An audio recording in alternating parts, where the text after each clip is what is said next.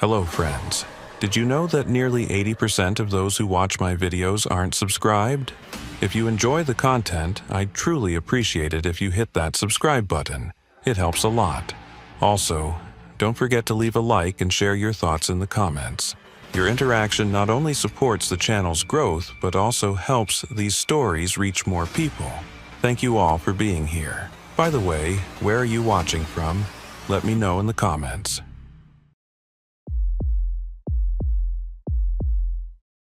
My name is Cole Brennan, and I've been working as a Wyoming Game and Fish Department employee at Yellowstone National Park for 12 years.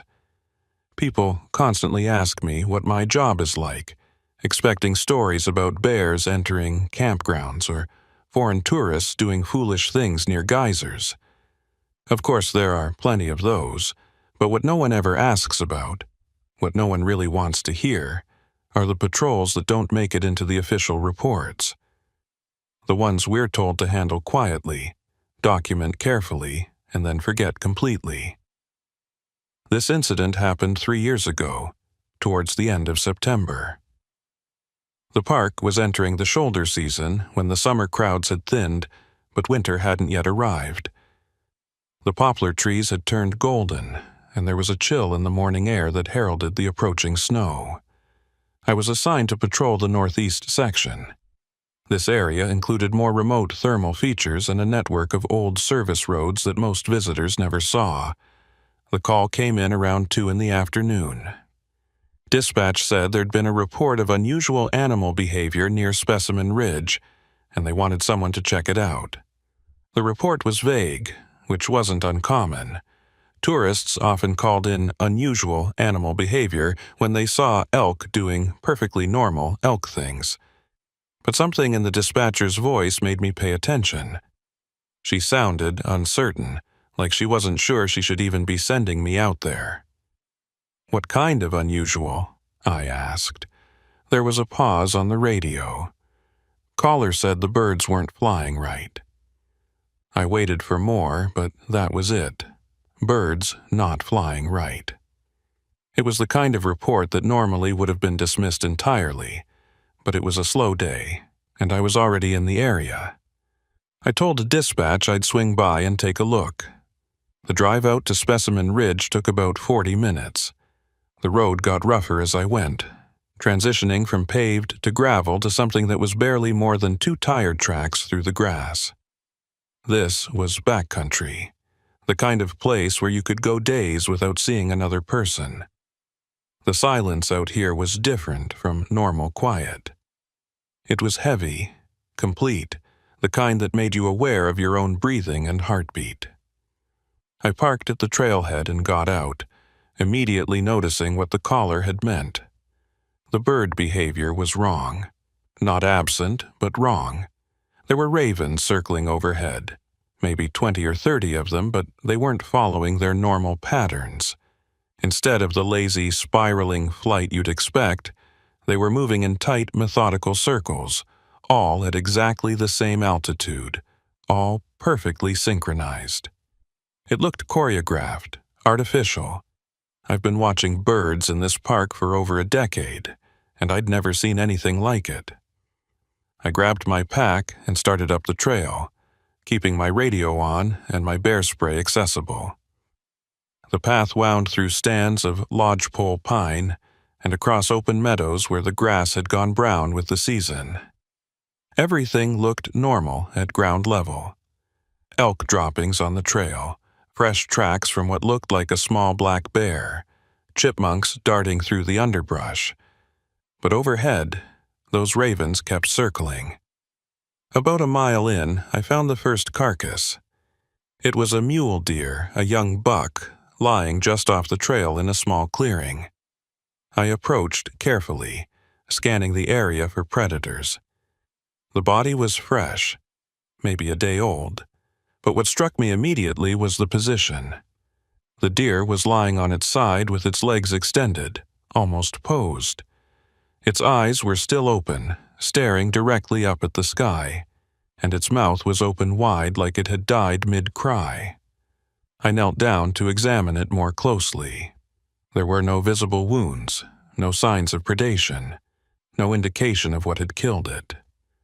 The body hadn't been scavenged at all, which was unusual. Even a few hours in the wild and something should have started feeding, but the carcass was untouched, and more than that, there were no flies, no insects at all. In September, in Wyoming, that wasn't natural. I took some photos with my phone and made notes in my field book. Approximate weight of the deer, position of the body, condition of the surrounding area. Everything by the book. But as I was writing, I became aware of the silence. The ravens had stopped calling. Actually, everything had stopped. No wind, no insects, no rustling in the trees, just absolute, complete silence. That's when I noticed the smell. Not the smell of death, but something else, something sharp and chemical, like ozone after a lightning strike, but stronger. It made my sinuses burn and my eyes water. I stood up quickly, suddenly wanting to be anywhere but in that clearing. I continued up the trail, moving faster now. The feeling of being watched was overwhelming, irrational but undeniable. Every few minutes I'd stop and turn around, scanning the tree line, but there was never anything there, just trees and shadows, and that oppressive silence. Half a mile further up, I found another carcass. This one was an elk, a cow, in the same position as the deer. Legs extended, eyes open, mouth agape. No wounds, no scavenging, no insects. The same chemical smell hung in the air, stronger here. My head was starting to ache. A dull throb behind my eyes that made it hard to focus. I pulled out my radio. "Dispatch, this is Brennan. I've got multiple unexplained animal deaths at my location. Recommend we send someone from wildlife biology out here." Static crackled on the radio for a moment before dispatch responded. "Copy that, Brennan. What's your exact location?" I gave her my coordinates and started to add more details, but the radio cut out mid-sentence. Not just normal static, but a complete dead zone, like someone had switched it off. I tried again, adjusting the frequency, but got nothing.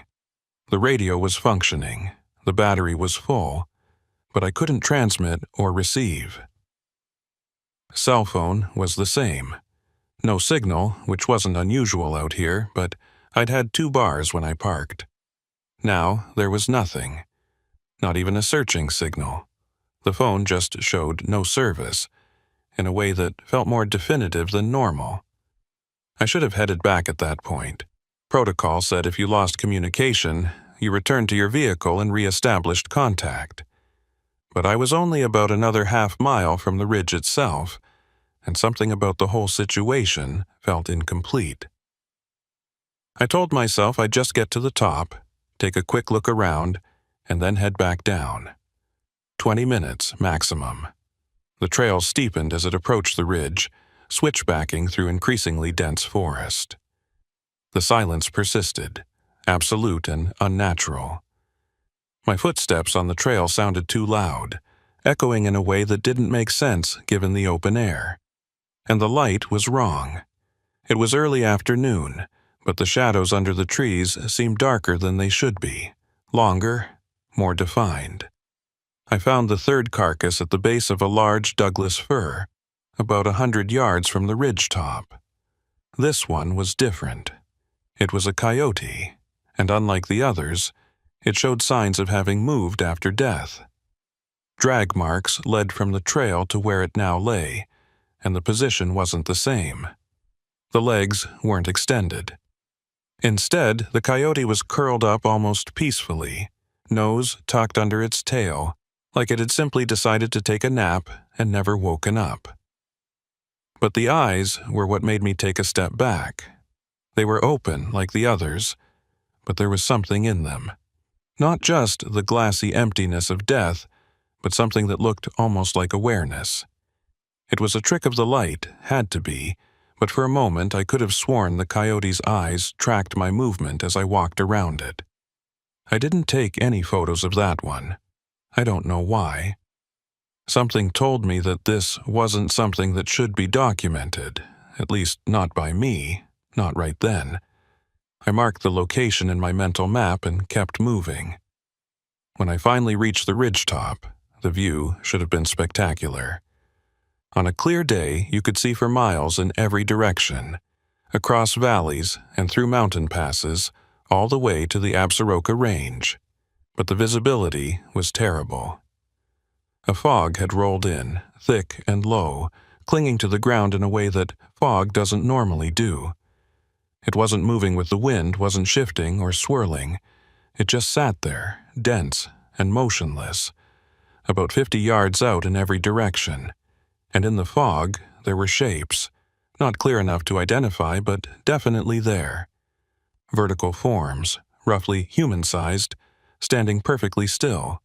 I counted at least 6 of them, maybe more, spaced out evenly in a wide circle with me at the center. They didn't move, didn't make any sound, just stood there in the fog like sentinels. My hand went to my radio again, even though I knew it wouldn't work. The instinct to call for backup was overwhelming, but the radio was still dead, and I was alone on that ridge with whatever those things in the fog were. I started backing away slowly, keeping my eyes on the nearest shape. It didn't move, but as I retreated, I became aware that the other shapes were doing something. Not approaching exactly, but the circle was getting smaller. Not through movement that I could see, but whenever I glanced away and looked back, they were closer. It was like they only moved when I wasn't looking directly at them.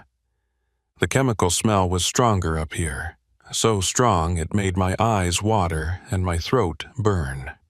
My headache had intensified into something sharp and disorienting, making it hard to think clearly. Part of me wanted to walk toward one of those shapes to see what they were, to understand. But a deeper, more primal part was screaming at me to run.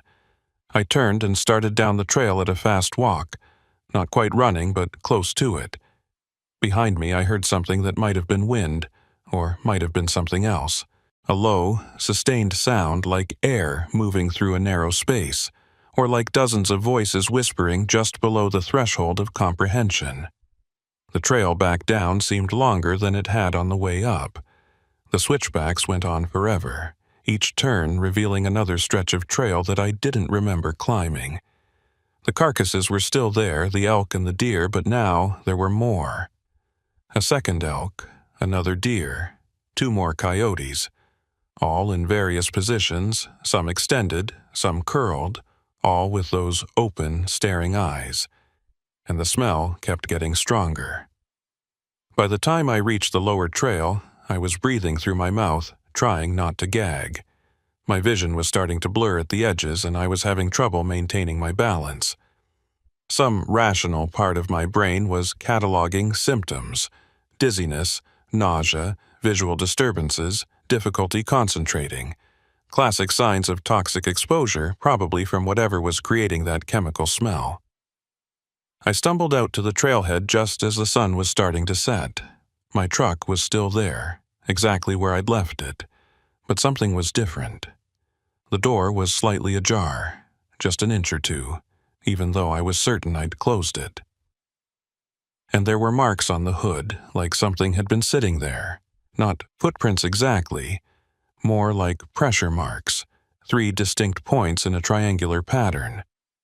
I got in the truck, locked the doors, and started the engine. The radio crackled to life immediately. "Brennan, this is dispatch. What's your status? You've been out of contact for 4 hours. 4 hours. I looked at my watch, not believing it. I'd left the trailhead around 2:30. It was now after 7. I'd lost almost 3 hours somewhere on that trail, and I had no memory of it. The entire climb to the ridge, finding the carcasses, everything at the top, it should have taken maybe an hour, hour and a half maximum. Where had the rest of the time gone? "Brennan, please respond. We were about to send someone looking for you." I picked up the radio mic, my hand shaking. "This is Brennan. I'm at the trailhead. Heading back to the station now. Copy that. Everything all right out there? I looked out the windshield at the darkening forest, at the trail disappearing into the trees, at the sky where those ravens were still circling in their perfect, synchronized pattern. Yeah, I said, everything's fine. Just took longer than expected. The drive back to the ranger station was uneventful, but I couldn't shake the feeling that something was following me. Every time I checked the rearview mirror, the road behind me was empty, but the sensation persisted. Once, about halfway back, I could have sworn I saw something cross the road far behind me, too quick to identify, there and gone in an instant. I filed my report that night, keeping it factual and clinical. Multiple ungulate carcasses, cause of death unknown, possible toxic exposure, recommend immediate wildlife biology survey. I included the GPS coordinates and the photos from my phone, though when I looked at them later, most were blurry or overexposed, almost useless. The next morning, I was called into Chief Ranger Morrison's office. He was sitting behind his desk with my report in front of him and an expression I couldn't quite read. Not angry, not concerned, something else. Careful. Tell me about yesterday, he said. I went through it again, giving him the details. The call about the birds, the dead animals, the communication failure, the fog on the ridge. I left out the shapes in the fog, the missing time, the feeling of being watched. Some things sound too strange when you say them out loud. Morrison listened without interrupting, his fingers steepled under his chin. When I finished, he was quiet for a long moment, then pulled out a file from his desk drawer. It was thick, old, the kind of file that had been handled many times over many years. This isn't the first report from that area, he said. We've had incidents up near Specimen Ridge going back decades. Dead animals with no apparent cause, equipment failures, personnel reporting lost time or disorientation. He pushed the file across the desk toward me. Take a look. I opened it and started reading. The first report was from 1987. A ranger named Phillips who'd responded to a call about unusual elk behavior. Same area, same symptoms. Multiple carcasses, no visible cause of death, communication equipment failure. Phillips had been found unconscious on the trail 6 hours after he was expected back, with no memory of what had happened. There were more. A report from 1993, another from 1998, one from 2004. Different rangers, different seasons, but the same basic pattern. Something about that particular section of the park caused problems, and nobody seemed to know why. What do you make of it? I asked Morrison. He took the file back and returned it to his drawer. Officially? Gas seepage. There are volcanic features all over this park. Underground vents, pockets of carbon dioxide or hydrogen sulfide. They can cause exactly the symptoms you describe: disorientation, hallucinations, lost time, even death in severe cases. The animals wander into an area with high concentrations, get overwhelmed, and die. Rangers go in to investigate, get exposed themselves, and react badly. And unofficially, Morrison looked at me for a long moment, and I saw something in his expression that I recognized. He'd seen something out there. Maybe not the same thing I had, but something.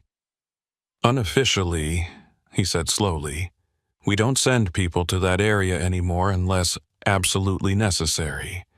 We don't advertise it, don't close it formally, but we discourage access. And when someone does have to go in, they go in pairs. They stay in constant communication and they don't stay any longer than required. What's really out there? I asked. I don't know, Morrison said, and I believed him. But I know that every ranger who's gone into that area alone has come back different, changed, some in small ways, some in larger ones. Phillips, the ranger from '87, He resigned 3 months later. Said he couldn't work in the park anymore, said it didn't feel right. The others, they stayed on, but they all requested transfers away from that quadrant. None of them would talk about what they experienced, at least not in any official capacity. Are you telling me not to talk about this? I'm telling you to write your report exactly as you did, factual and clinical, and then move on. Don't dwell on it. Don't try to go back and investigate further. Don't let it consume you. Some things in this park don't have explanations and they don't need them. Our job is to manage wildlife and protect visitors, not to understand every mystery. I left his office feeling more unsettled than before. The idea that this was a known phenomenon, something that had been happening for decades and was just quietly managed and contained, bothered me more than the experience itself. At least if it was unique, it could be dismissed as an anomaly. But this was a pattern, recurring and consistent, and apparently nobody was doing anything about it. For the next few weeks, I tried to follow Morrison's advice. I wrote my report, filed it, and moved on to other assignments. But I couldn't stop thinking about those shapes in the fog, the missing time, the carcasses with their open, staring eyes. And I started noticing things I'd never paid attention to before. The park maps, for instance. I'd been using them for years, but I'd never really looked at the way certain areas were marked. There were several sections, scattered throughout the park, that had slightly different shading than the rest. Not obvious unless you were looking for it. But once you saw it, you couldn't unsee it. These sections rarely appeared in visitor materials, were never highlighted in ranger briefings, and had very few official trails or facilities. I checked the locations against the incident reports I'd read in Morrison's file.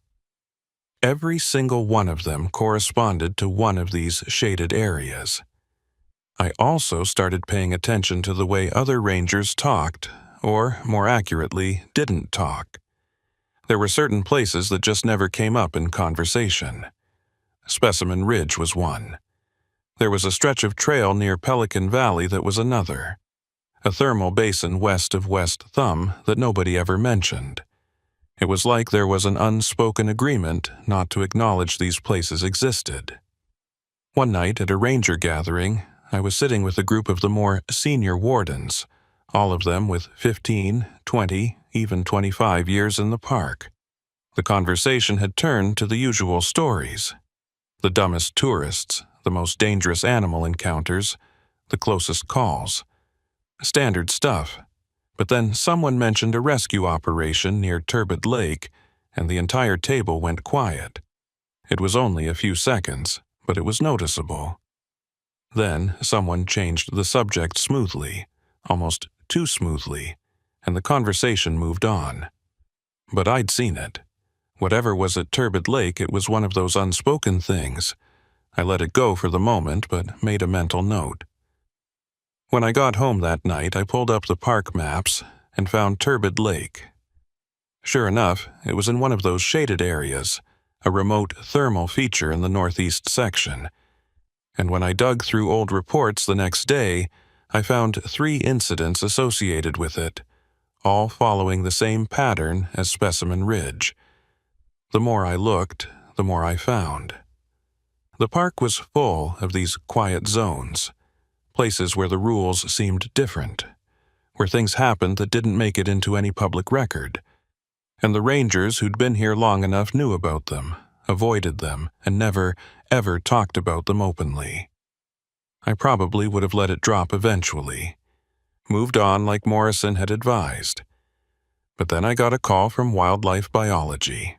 They'd sent a team out to Specimen Ridge to investigate my report, and they wanted me to accompany them back to the site to show them exactly where I'd found the carcasses. I didn't want to go. The thought of returning to that trail made my stomach turn and my palms sweat. But refusing would have raised questions, and it was part of my job. So I agreed, and 3 days after my initial patrol, I found myself back at that same trailhead with Dr. Sarah Chen from the university and her graduate assistant Marcus. The bird behavior was normal. ravens and crows following their usual patterns, no synchronized circling, nothing unusual. The sky was clear, the temperature was cool but comfortable, and everything looked exactly like it should. I almost convinced myself that I'd overreacted before, that Morrison was right, and it had just been gas exposure causing hallucinations. We hiked up the trail at a steady pace. Sarah was cataloging plant species as we went, taking samples, making notes. Marcus was operating a handheld gas detector, checking for elevated levels of carbon dioxide or sulfur compounds. The readouts were all normal. When we reached the spot where I'd found the first deer carcass, there was nothing there. No body, no signs of scavenging, not even a blood stain or disturbed earth. It was like the animal had never existed. "You're sure this was the location?" Sarah asked, checking her GPS against my coordinates. "Positive," I said, though I was starting to doubt myself. It was right here, just off the trail in this clearing. We searched the immediate area, widening our circle, but found nothing. The elk carcass was the same. The coordinates were exact. The landmarks matched my memory, but there was no body, no evidence that anything had died there. Marcus's gas detector started beeping as we approached the ridge. Not alarmingly, but enough to indicate elevated levels of something. Hydrogen sulfide, Sarah determined after checking the readout, likely seeping from a thermal vent somewhere nearby. We continued to the top of the ridge. No fog this time, just clear air and spectacular views in every direction. No shapes, no chemical smell, no missing time. We spent an hour up there, Sarah taking samples of soil and vegetation, Marcus recording gas readings at various points. Everything was normal, explainable, mundane. As we were preparing to head back down, I walked to the edge of the ridge and looked out at the view. The Yellowstone River was visible far below, a silver ribbon winding through the valley. Elk were grazing in a distant meadow. A red-tailed hawk was riding the thermals overhead. Everything peaceful, everything as it should be. But when I looked down at the ground at my feet, I saw something that made my blood run cold. Marks in the rocky soil, barely visible, but definitely there. 3 points in a triangular pattern, exactly like the marks I'd seen on my truck hood, and there were more of them, dozens of them, scattered across the ridgetop in a pattern I couldn't decipher. "Everything all right?" Sarah called from behind me. I turned away from the marks. "Yeah, just taking in the view." We hiked back down without incident. Sarah thanked me for my time and said she'd send me a copy of her report once the lab results were back. When it arrived 2 weeks later, it was exactly what I'd expected. No evidence of disease, no toxins detected in the soil samples, elevated but not dangerous levels of volcanic gases. Probable cause of death for the reported animals was judged to be gas exposure, though the absence of bodies made confirmation impossible. Recommendation: monitor the area for future incidents, but no immediate action required. The report didn't mention that there hadn't been any bodies. It didn't mention that none of the physical evidence I'd reported actually existed. It simply accepted my initial observations as fact and provided a plausible explanation for them. Case closed. File archived. Everyone moves on. Except I couldn't move on. Because 2 things bothered me more than anything else. First, those triangular marks on the ridge. They were real. They were there. And Sarah and Marcus had walked right past them without noticing or commenting. Second, the carcasses. Where had they gone? Even if animals had dragged them off, there should have been some sign, some evidence. But there was nothing, like they'd simply vanished. I started doing research in my off hours, digging through old records, reading everything I could find about the history of Yellowstone. The Park Service archives are extensive, going back to the 1800s. and while most of it is routine administrative stuff, there are occasional gems, references to strange occurrences, unusual phenomena, things that didn't fit the official narrative. One document I found was particularly interesting. It was a letter from a cavalry officer stationed in the park in 1891, back before the Park Service existed and the Army was responsible for protecting the land. In it, he described an incident eerily similar to what I'd experienced, proceeded to the northern ridge country to investigate reports of dead elk. Found numerous carcasses in unnatural positions, all appearing to have died simultaneously from unknown cause. The men reported a foul smell in the area and several experienced severe headaches and disorientation. We withdrew quickly, and I recommend the area be designated off-limits to all personnel. There is something wrong about that place, something beyond natural explanation, and I do not believe we have the knowledge or means to address it properly. The letter was part of a larger report that had been filed away and apparently forgotten. There was no indication that the area had ever been formally closed or investigated further. The officer who wrote it, Captain William Sloan, died 6 months later from what was described as a sudden illness. He was 32 years old. I found other references, too, scattered through the decades. A park ranger in the 1930s who reported walking statues near Specimen Ridge and was later dismissed for mental instability. A wildlife biologist in the 1960s who documented strange behavioral patterns in ravens and other corvids in that same area, noting that they seemed to fly in geometric patterns of unknown purpose. A maintenance worker in the 1970s who claimed to have lost an entire day while repairing a trail near the ridge and was later transferred to a different park. The pattern was clear. Something about that location affected people, had been affecting people for over a century, and the official response was always the same: document it minimally, explain it conventionally, and move on. Don't investigate too deeply, don't ask too many questions, and definitely don't talk about it publicly. I probably would have left it at that, filed it away as one of those mysteries that would never be solved, but then I got a call from Morrison's office. He wanted to see me, immediately, and his tone made it clear this wasn't optional. When I walked into his office, there was someone else there. A man I didn't recognize, 50s or early 60s, wearing civilian clothes but carrying himself like military. Morrison introduced him as Mr. Denton, from the Department of Interior, though I had the immediate sense that whatever department Denton actually worked for, it wasn't Interior. "Mr. Brennan," Denton said, not offering to shake hands, "I understand you've been doing some research into historical park incidents." It wasn't a question, and the fact that he knew about my off-hours reading was disturbing. "Just trying to understand what happened to me out on Specimen Ridge," I said. "And what do you think happened?" Denton asked. I glanced at Morrison, who gave me a slight nod. Permission to be honest, apparently. "I don't know. Gas exposure is the official explanation, but it doesn't account for everything.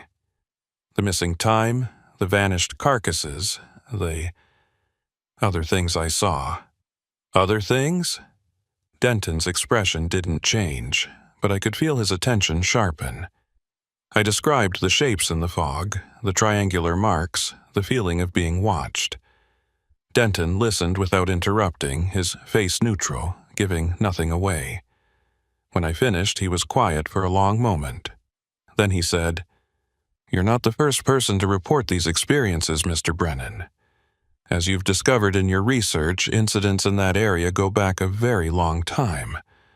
What you may not know is that we've been monitoring the situation for decades."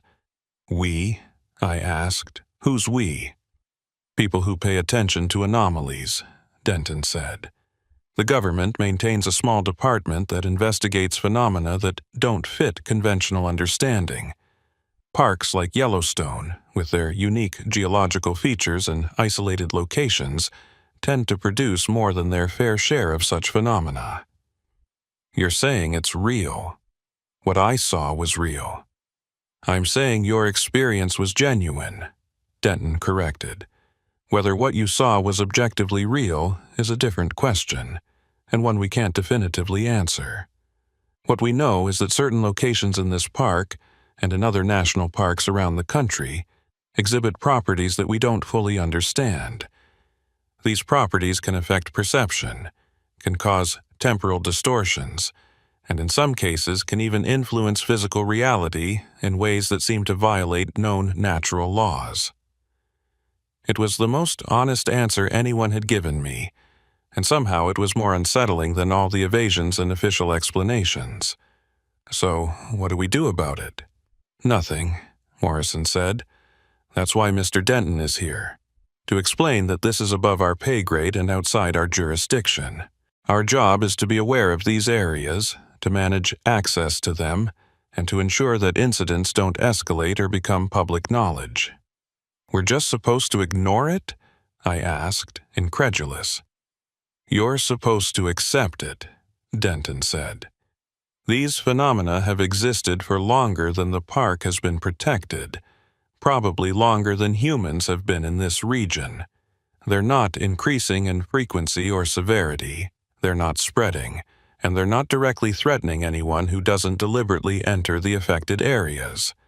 The most responsible course of action is to maintain the status quo, minimal interference, careful monitoring, and appropriate caution.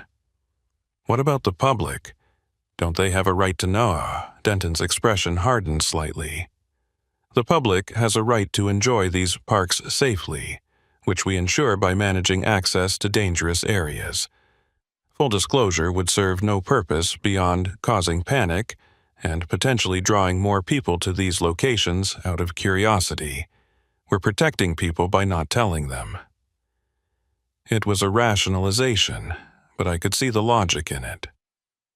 Still, something about the whole conversation felt wrong. How many people know about this? I asked. How many rangers? How many park employees? Need-to-know basis, Morrison said. You know now because your experience was significant enough and your curiosity persistent enough that containment was no longer viable. But this information doesn't leave this room. You don't discuss it with other rangers, you don't write about it, and you certainly don't post about it online, understand? I nodded, though I wasn't sure I agreed. And if something happens to me? If I go back out there and I don't come back? Then we'll handle it the way we've handled similar situations in the past, Denton said flatly. Lost in the wilderness, presumed dead, body never recovered. It's unfortunate, but it happens in these parks with some regularity. One more instance wouldn't raise any unusual attention. The casual way he said it, the clear implication that my death would be just another statistic to be managed and explained away, should have angered me. Instead, it just made me tired. This was bigger than me, had been going on longer than I'd been alive, and nothing I did or said was going to change it. Denton left shortly after, and Morrison and I sat in silence for a few minutes. Finally, I asked, "Have you been up there, to Specimen Ridge?" Morrison nodded. Once, about 20 years ago. Had an experience similar to yours, though not as intense. Lost about an hour. Saw some things I couldn't explain. That's how I knew what was happening when you filed your report. Does it ever stop bothering you, not knowing what it really is? Not really, Morrison admitted. But you learn to live with it. The park is full of mysteries, and not all of them are meant to be solved. Sometimes the best thing you can do is acknowledge their existence and then focus on the parts of the job you can actually handle. I've taken Morrison's advice for the most part. I still work as a game warden, still do my patrols, still file my reports. But I'm more careful now about which assignments I accept, and I pay closer attention to the unspoken boundaries that more experienced rangers observe. I don't go to Specimen Ridge anymore, and when tourists ask about trails in that area, I gently steer them toward other destinations. But I still think about it. about those shapes in the fog, about the missing time, about the carcasses that vanished without a trace. And sometimes, when I'm out on patrol in other parts of the park, I'll see something that doesn't quite fit. A pattern in animal behavior that seems too coordinated to be natural. A section of trail where the light falls in ways that don't match the terrain. Marks in the soil that look like the triangular patterns I saw on the ridge. And I wonder how many other quiet zones exist in this park, how many places where the rules are different, where something beyond our understanding watches and waits. Because the more time I spend out here, the more I realize that Yellowstone isn't just a park. It's a thin place, where the normal world presses close against something else, something older and stranger than we have words for. Last week, I got a call from dispatch about unusual bird behavior near Pelican Valley. I told them I was dealing with another situation and suggested they send someone else. They did, a newer ranger named Foster, who's only been here about 6 months. He filed a report the next day. Multiple unexplained animal deaths, communication equipment failure, several hours of missing time. I haven't talked to Foster about it yet, and I probably won't. He'll figure out the same way I did, the way Morrison did, the way dozens of rangers before us have. He'll learn which areas to avoid, which questions not to ask, which experiences to document minimally and then forget. Or he won't learn, and then one day he won't come back from a patrol, and will add his name to the list of rangers lost in the wilderness, presumed dead, body never recovered. And the park will go on, beautiful and terrible, and full of secrets that we were never meant to understand. The ravens still circle over Specimen Ridge in their perfect, synchronized patterns. I've seen them from a distance through binoculars, and they're there every day now, constant and unchanging. Nobody else seems to notice, or if they do, they don't mention it. And in the fog that rolls in on certain evenings, if you look carefully and you're in the right place at the right time, you can still see shapes standing silent and motionless in patterns that hurt to look at too directly. I don't go looking for them anymore, but I know they're there, and I know they're waiting, and that's enough to keep me awake some nights, staring at the ceiling and wondering what would have happened if I'd walked toward them instead of away, if I'd stayed on that ridge for those missing hours, if I'd let myself understand what they were trying to show me. But I didn't, and I won't. Because some doors are meant to stay closed, and some things are better left in the fog where they belong.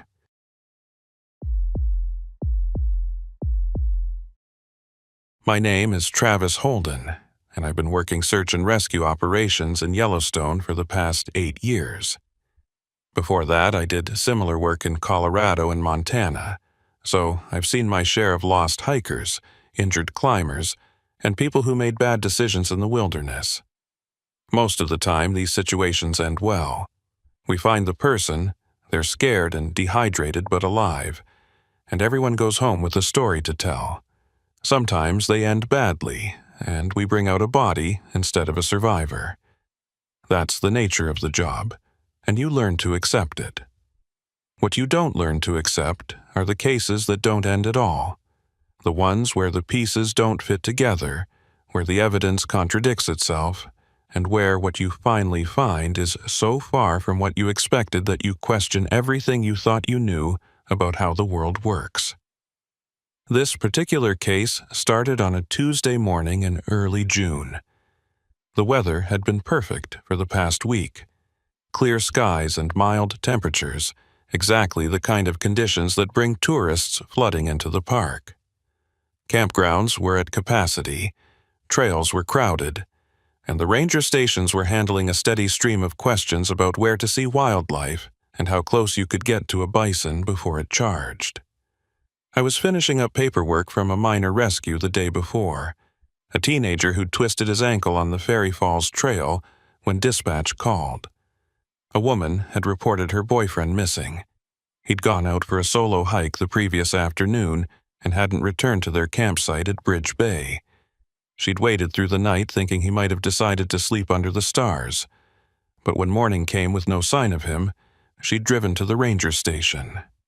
The missing hiker's name was David Kelso, 31 years old, experienced outdoorsman, well-equipped. His girlfriend, Amanda, showed us photos on her phone. David was tall and lean, with dark hair, and the kind of tan that comes from spending a lot of time outside. He'd been wearing a blue jacket, gray hiking pants, and carrying a black backpack with emergency supplies, including a first aid kit, water filter, and fire starter.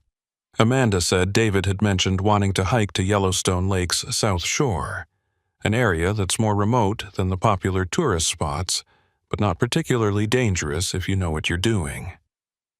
According to her, he was an experienced hiker who'd spent time in wilderness areas all over the West. He had a GPS unit, a topographical map, and a satellite phone for emergencies. "Did he call or text at all yesterday?" I asked. Amanda shook her head, her eyes red from crying. "No, but that's not unusual. Cell service is terrible out here, and he likes to unplug when he hikes. He says it defeats the purpose if you're checking your phone every 5 minutes. And the satellite phone? He has it, but he only uses it for real emergencies. He wouldn't call just to check in." I took down all the relevant details: what time David had left, what route he'd planned to take, what he was wearing, what equipment he had. Standard procedure. Then I assembled a search team. 4 of us total: myself, another ranger named Collins, and 2 volunteers who were part of our regular search and rescue pool, both experienced hikers who knew the area well. We started at Bridge Bay and headed south along the lakeshore, following the most likely route David would have taken. The trail was well maintained for the first few miles, passing through areas of forest and open meadows with spectacular views of the lake. Tourist traffic was light this far from the main campground, but we did pass a few day hikers who we questioned. None of them remembered seeing anyone matching David's description. About 4 miles in, we found his first marker. David had been using cairns, small stacks of rocks that hikers sometimes build to mark their route. This one was fresh, the rocks still showing dirt from where they'd been picked up. It was positioned just off the main trail, pointing toward a narrower path that led deeper into the backcountry. Collins radioed back to dispatch with our coordinates and the direction we were heading. The secondary trail was rougher, less maintained, winding through dense forest where the trees blocked out most of the sunlight. We moved slowly, watching for any signs of passage: broken branches, disturbed vegetation, footprints in the soft earth. Half a mile down the secondary trail, we found another cairn. But this one was strange. It was built in the same style as the first, but it was pointing back the way we'd come. Not perpendicular to our path, not off to the side, but directly back toward the Bridge Bay. "Maybe he got turned around," Colin suggested. Realized he was going the wrong way and headed back. It was possible, but something about it felt off. The cairn was too deliberate, too carefully constructed for someone who was confused or lost. And if David had turned back at this point, he should have made it to the campground hours ago. We continued forward, and that's when the tracks got weird. We found footprints in a muddy patch about 100 yards past the second cairn. They were fresh, definitely made within the last 24 hours, and they matched the boot size and tread pattern that Amanda had described for David's hiking boots. But the direction was wrong. The prints were heading deeper into the backcountry, away from both the main trail and Bridge Bay. "At least we know he went this way," one of the volunteers said. But I wasn't so sure. Something about the tracks bothered me, though I couldn't articulate what. We photographed them and kept moving.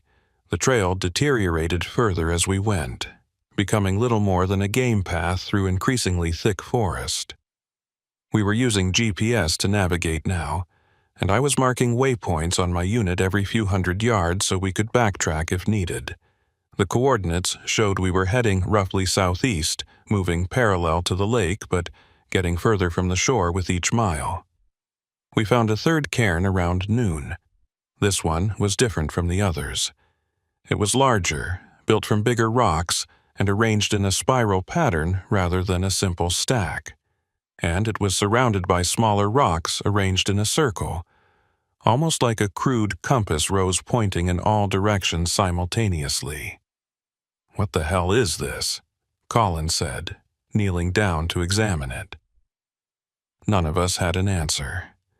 It clearly wasn't a standard trail marker, and it didn't match any backcountry communication system I was familiar with. I took several photos from different angles while Collins checked his GPS. "This is weird," Collins said, frowning at his device. "According to my GPS, we're about 6 miles southeast of Bridge Bay, but I've been tracking our movement, and we haven't walked more than 4 miles total. The distances don't add up." I checked my own GPS and got the same reading. 6 miles southeast, even though we'd only been hiking for a few hours at a moderate pace. Either both our GPS units were malfunctioning, which seemed unlikely, or something about this area was affecting the readings. "Could be the geography," one of the volunteers suggested. "Sometimes canyons or rock formations can interfere with satellite signals." It was a reasonable explanation, but we weren't in a canyon, and the terrain was mostly forested hills without any major geological features that should cause GPS errors. Still, equipment problems were more believable than the alternative, which was that we'd somehow covered 6 miles while only walking 4. We pressed on, and the forest got darker. The trees were taller here, their canopy so dense that only scattered patches of sunlight made it to the ground. The temperature dropped noticeably, and there was a smell in the air that reminded me of autumn, even though it was early June. Rotting leaves, damp earth, that peculiar scent of decomposition that forests get in fall. The next cairn we found was 400 yards ahead, but when I checked my GPS, it showed we'd traveled nearly a mile. The discrepancy was getting worse, and now Collins's GPS was showing a different location than mine. According to his unit, we were 7 miles from Bridge Bay. According to mine, we were 8.5. "We need to recalibrate," Collins said. But when we tried, both units insisted they were already calibrated correctly. They were receiving strong signals from multiple satellites and showed no error messages. They just disagreed about where we were. I radioed back to dispatch with an update. We had David's trail, we were following it, but we were experiencing navigation equipment problems. The dispatcher's voice came back broken and distorted, cutting in and out, even though we should have had clear radio communication. I repeated our coordinates 3 times before getting confirmation that they'd received the message. The tracks continued, always leading southeast, always in that same steady stride that suggested David knew exactly where he was going. But we also started finding other things, items that clearly belonged to a hiker, but that were placed in ways that made no sense. First was a water bottle, David's brand according to Amanda, sitting upright on a fallen log as if someone had carefully set it there. It was full, the seal unbroken. Why would someone carry a full water bottle for miles and then leave it behind without even opening it? Then we found a compass, the kind that serious hikers carry, attached to a branch at head height like a Christmas ornament. The needle was spinning lazily, never settling on magnetic north, just rotating slowly in a counterclockwise direction. "These are breadcrumbs," Collins said. "He's marking his route for us." Maybe, but if so, they were strange breadcrumbs. Each item was placed with obvious intention, but the purpose wasn't clear. A full water bottle didn't tell us anything useful. A malfunctioning compass didn't guide us anywhere. It felt less like David was leaving markers and more like someone, or something, was arranging his belongings in patterns we were supposed to understand but didn't. Around 3 in the afternoon, we found the backpack. It was sitting in the middle of the trail, perfectly upright as if someone had set it down with care. Everything was inside. The emergency supplies, the food, the extra clothing, the first aid kit. Even the satellite phone, which was turned off but fully charged. The GPS unit was there too, also turned off. Why would David abandon his backpack and all his survival equipment? If he was lost or in trouble, these were exactly the things he'd need. And if he wasn't in trouble, why leave them at all? Collins unzipped the backpack's main compartment and pulled out a map. It was David's topographical map of the area, and it was marked up extensively with handwritten notes and route lines. But the markings didn't make sense. There were arrows pointing in multiple directions. Some circled areas that corresponded to no features on the official map, and written notes in the margins that were just single words or phrases. Wrong, loop, doesn't match, not the same twice. He was lost, one of the volunteers said. Getting confused, maybe starting to panic. But the handwriting was steady, not erratic. The notes were clear and deliberate. This didn't look like the work of someone who was panicking. It looked like someone who was trying to document something they'd discovered, something about the area itself that wasn't behaving normally. I photographed everything in the backpack, then repacked it carefully. We'd bring it out with us when we found David, and we would find him. The tracks continued past where the backpack had been left, still heading southeast, still in that same steady stride. The forest changed as we went deeper. The trees were different species now, types I didn't recognize, with bark that was almost black, and leaves that seemed too dark even in the dim light. The undergrowth was thick and tangled, and we had to push through it in places, following those persistent footprints that never wavered from their southeastern course. My GPS now showed we were 12 miles from Bridge Bay. Collins's showed 15. We'd been hiking for about 6 hours total, covering maybe 7 or 8 miles at most in real distance. The discrepancy was impossible to ignore anymore.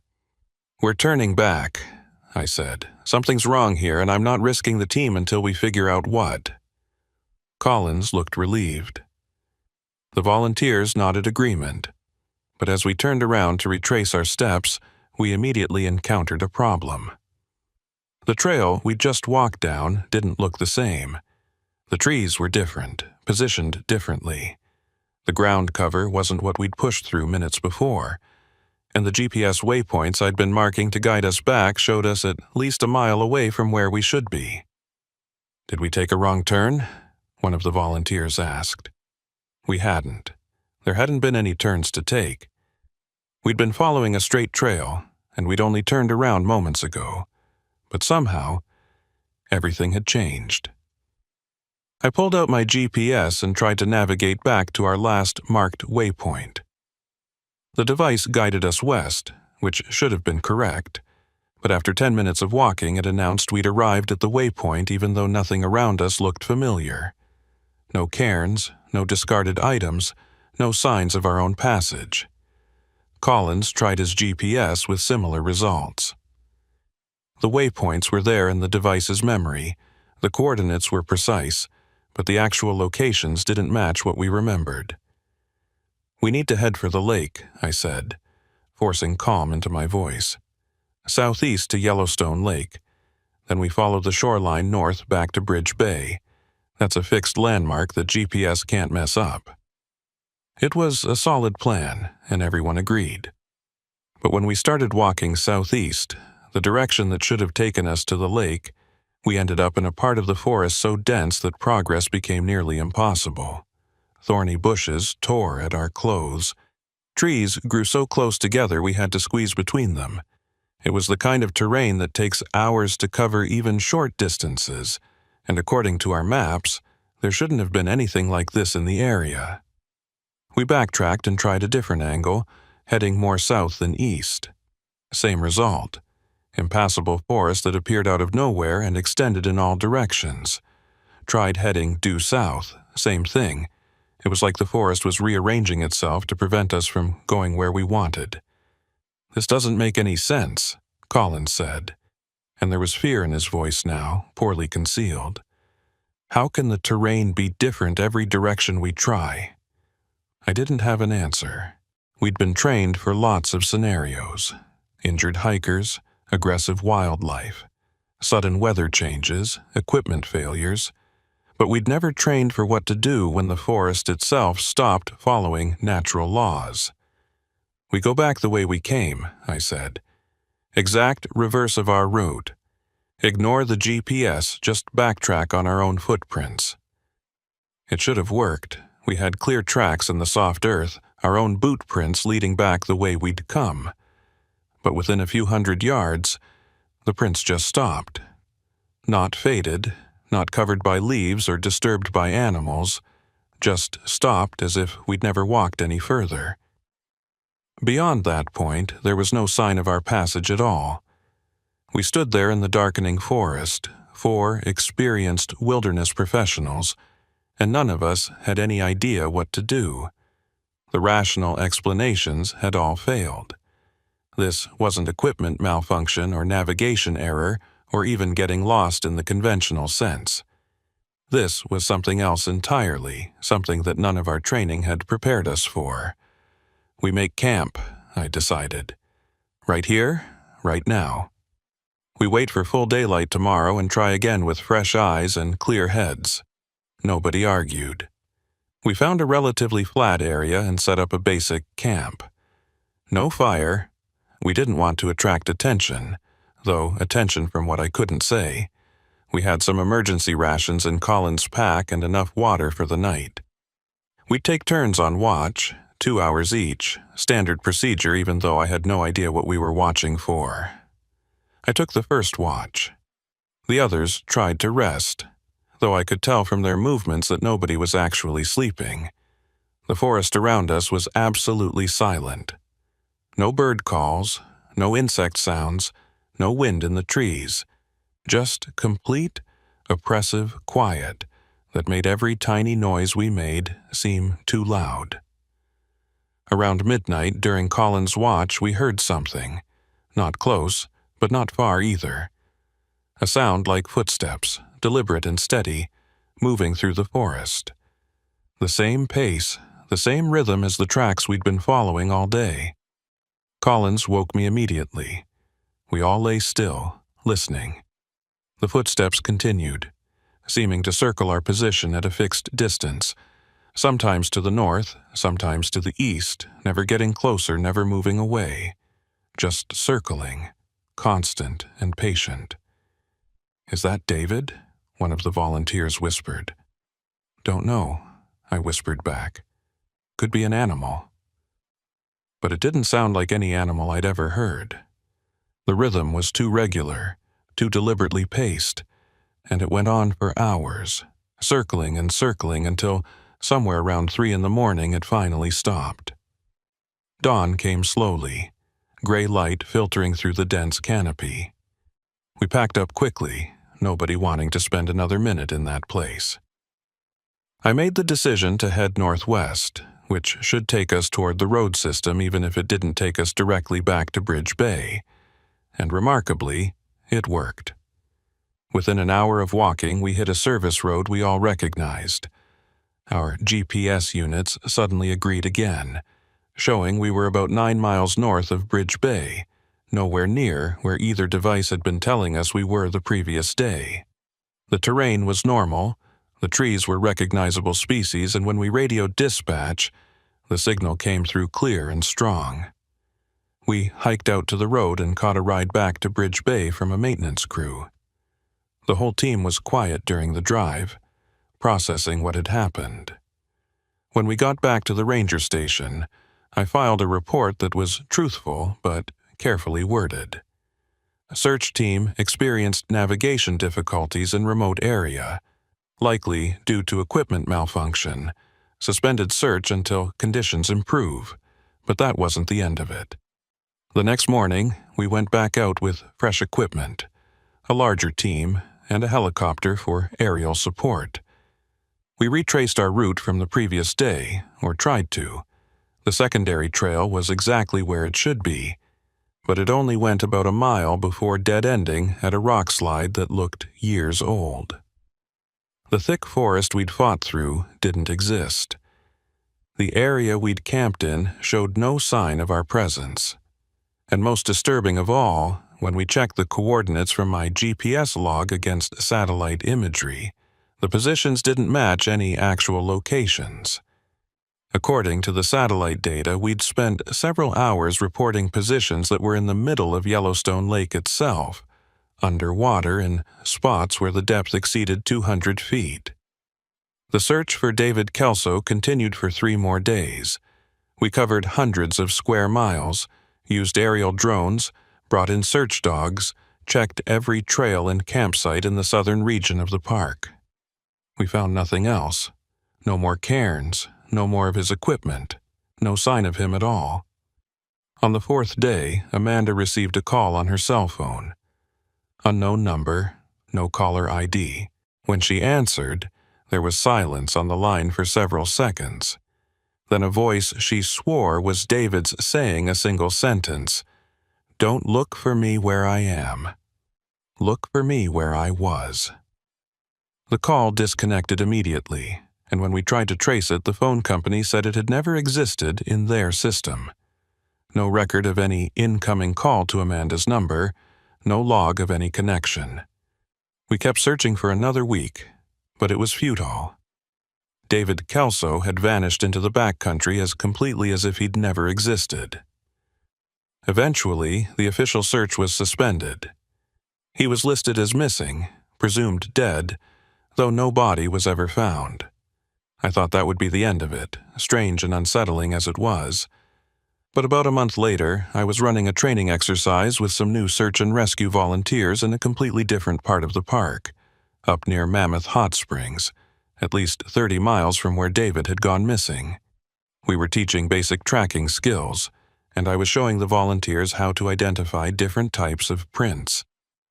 That's when I found them, boot prints, fresh, made within the last day or two, in a muddy area beside the trail. The tread pattern was distinctive, and I recognized it immediately. It was the same pattern David Kelso had been wearing. I followed the prints for about 100 yards, the volunteers trailing behind me, until they led to another cairn. Not a normal trail marker, but one of those spiral patterns surrounded by rocks pointing in all directions. And next to it, hung from a tree branch at head height, was David's blue jacket. I examined it carefully. It was definitely his, the right size, the right brand. Even had a small tear in the left sleeve that Amanda had mentioned in her description. But it wasn't weathered or damaged. It looked like it had been worn yesterday and carefully hung up to dry. "Should we call this in?" one of the volunteers asked. I radioed dispatch with the coordinates and the find. Then I kept following the tracks. They led away from the trail into the forest heading southeast. Always southeast. The same direction they'd been heading the day we'd lost David. Against my better judgment, I followed them. Just for a little while, I told myself. Just to see where they went.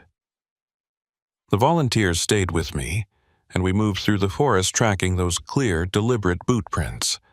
After about half a mile, we found another of David's items. His GPS unit, sitting on top of a flat rock, turned on and displaying coordinates. I checked the screen. According to the device, we were standing at the exact same spot where we'd found his backpack a month ago, even though we were physically 30 miles away. I turned the GPS off and put it in my pack. We'd submitted as evidence. But something told me that if I turned it back on tomorrow, it would show different coordinates. That if I followed those coordinates, I'd find something else of David's, and that this pattern would continue indefinitely, leading me on an endless search through a landscape that didn't obey normal geography. The tracks continued ahead of us, clear and fresh, disappearing into the deeper forest. Part of me wanted to keep following, to find out where they led, to understand what had happened to David Kelso. But a wiser part, the part that had learned something during that night circled by patient footsteps, told me to turn back. We hiked out and returned to the station. I filed another report, included the jacket and GPS unit as evidence, and recommended the search be officially concluded. Amanda was notified, and she came to collect David's belongings. When I gave her the jacket, she held it to her face and breathed in. "It smells like him," she said, tears in her eyes. "Like his cologne, like he wore it this morning." But David had been missing for over a month. That jacket should have smelled like forest, like rain and earth and exposure. It should have been faded and dirty and weathered. Instead, it looked and smelled like he'd just taken it off. Amanda left Yellowstone the next day, and I heard through channels that she eventually accepted David's death, held a memorial service, and tried to move on with her life. But I also heard that she kept receiving those phone calls. Once a month, always on the anniversary of his disappearance, the same unknown number, the same silent connection followed by that single sentence. "Don't look for me where I am, look for me where I was." As for me, I kept finding his tracks, every few months in different parts of the park, always heading southeast, always accompanied by one of his belongings carefully placed for me to find. His compass, his water bottle, his first aid kit, pages from his journal, each item fresh and undamaged, as if it had just been set down moments before.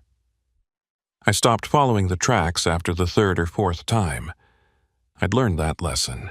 Whatever David Kelso had walked into, whatever he'd discovered in that part of the park where distances didn't match and terrain rearranged itself, wasn't meant to be found. Or more accurately, it would only be found on its own terms, in its own time, and following its path led somewhere I wasn't willing to go. But I still see the tracks sometimes when I'm out on patrol. Still find the cairns built in spiral patterns. Still locate his belongings placed with deliberate care in impossible locations. And I wonder if he's still out there, still walking, still heading southeast toward something that keeps moving further away no matter how far you travel. The official investigation concluded that David Kelso likely fell into one of the park's many thermal features and his body was never recovered. It happens sometimes. The acidic water dissolves organic material quickly, leaving no trace. It's a neat explanation that closes the case and allows everyone to move on. But I know better, because last week I was checking coordinates for a trail maintenance project, and I found something in the old survey records.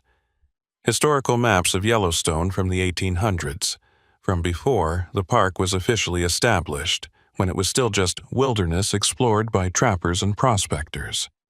There's a note on one of these old maps, handwritten in faded ink, marking an area in the south-central region of what would become the park. The notation says, "The moving country, terrain non-constant. Multiple expeditions report landmarks shifting position. Compass unreliable. Do not attempt survey. Native people name this place where the land walks. Avoid." The coordinates for that notation match exactly where we lost David Kelso's trail, where the forest became impassable in every direction, where our GPS units showed us underwater, where distance and direction lost all meaning. I made a copy of that old map and I keep it in my locker. Sometimes I take it out and look at the notation, at that simple warning written over 100 years ago by someone who'd learned the same lesson I had. That there are places in this world that don't stay still, that don't follow the rules, that can't be mapped because they refuse to remain the same shape twice. And I think about David Kelso, wherever he is, still walking through terrain that rearranges itself around him, still heading southeast toward a destination that's always just ahead, always moving, always impossible to reach. I wonder if he knows he's trapped, or if he thinks he's still making progress, still getting closer to wherever he intended to go. I wonder if he's alone.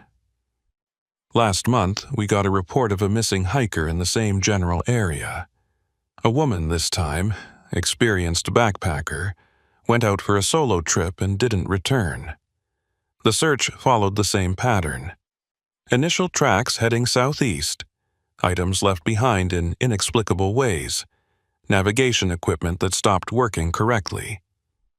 We suspended the search after 5 days when our team started experiencing the same problems we'd had with David.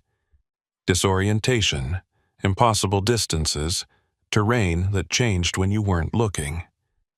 Her name was Rebecca Morrison, and 2 weeks after she disappeared, her boyfriend received a phone call. Unknown number, no caller ID, silence followed by a single sentence in her voice. "Don't look for me where I am. Look for me where I was." I recommended that section of the park be closed to overnight camping. My recommendation was noted and filed and ignored. The area remains open because closing it would require an explanation, and there's no official explanation for why the moving country behaves the way it does. Instead, we just quietly discourage people from going there, suggest alternative routes when tourists ask, and hope that nobody else walks into that landscape that shifts and changes and swallows people whole. But they will. Someone always does eventually. Someone who doesn't listen to the warnings, who thinks they're experienced enough, who wants to explore the remote backcountry where few others venture. And when they don't come back, we'll search for them, and we'll find their tracks heading southeast, and we'll follow those tracks until we can't anymore, until the forest closes around us and the distances stop making sense, and we have to turn back before we become lost ourselves. And maybe, if we're lucky, we'll never get that phone call afterward. The one that comes once a month, every month forever. The one that tells us they're still out there, still walking, still looking for a destination that keeps moving away from them no matter how far they travel. I think about that every time I see boot prints heading southeast. Every time I find a cairn built in a spiral pattern. Every time I hear that steady, patient rhythm of footsteps circling my camp in the dark hours before dawn. David Kelso is still walking. Rebecca Morrison has joined him. And somewhere in the moving country, where landmarks shift and terrain rearranges and nothing stays the same shape twice, they'll keep walking forever, heading southeast towards something they'll never reach, leaving tracks that lead to nowhere for searchers who are wise enough not to follow them all the way to the end. I've stopped following, I've learned, but not everyone has, and not everyone will, and that's how the moving country keeps growing. Keeps adding to its collection of walkers who never stop moving because the destination keeps moving too. Always just ahead, always southeast, always impossible to find because you can't map a place that won't stay still long enough to be measured. The old maps were right. This is where the land walks, and anyone who walks with it walks forever.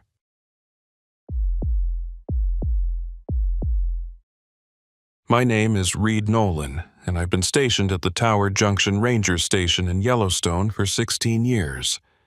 It's not one of the glamorous postings, not like Old Faithful or Mammoth where you get steady tourist traffic and modern facilities. Tower Junction is northeast corner of the park, quieter, older, the kind of place where you spend more time with wildlife than people.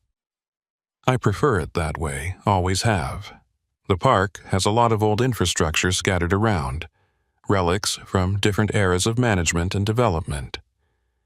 Some of these structures are maintained and still in use. Others have been abandoned, left to slowly decay back into the landscape. And then there are a few that fall into a third category. Officially closed, officially off limits, but never officially explained why. The old Blacktail Station is one of those. It sits about 8 miles northeast of my posting, accessible only by a service road that hasn't been maintained in decades.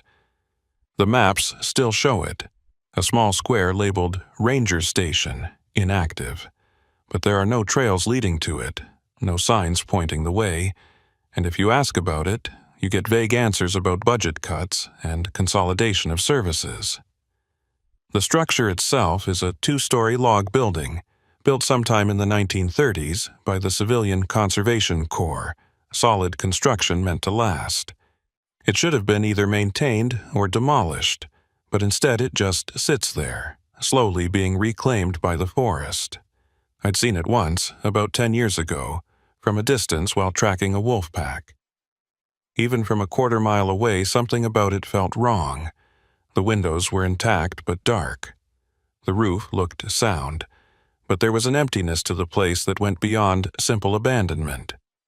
It looked less like a building that had been left behind and more like a building that had been fled from.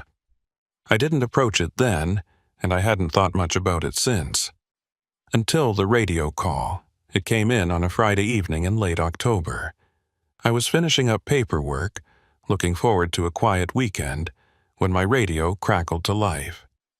Not the normal dispatch frequency, but one of the old emergency channels that we don't use anymore, replaced years ago by more modern systems.